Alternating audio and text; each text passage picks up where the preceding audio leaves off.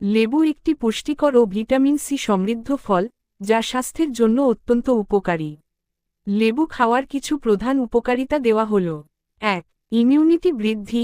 লেবুতে থাকা vitamin C রোগ প্রতিরোধ ক্ষমতা বাড়ায় এবং সর্দি কাশি, ফ্লু ইত্যাদি থেকে রক্ষা করে। ২. হজম শক্তি উন্নত করে। লেবুর রস পাচক রস নিঃসরণে সাহায্য করে, বদহজম, গ্যাস ও অ্যাসিডিটি কমায়। ৩. ওজন নিয়ন্ত্রণ।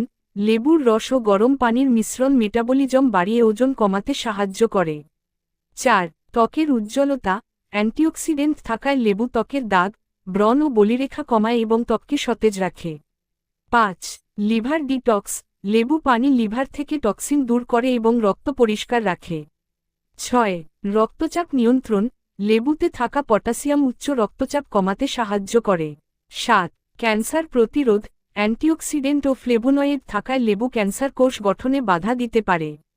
প্রতিদিন ১ গ্লাস হালকা গরম পানিতে লেবুর রস ও মধু মিশিয়ে খেলে সার্বিক স্বাস্থ্য ভালো থাকে। তবে অতিরিক্ত সেবন এড়ানো উচিত, কারণ এটি দাঁতের এনামেল ক্ষয় করতে পারে।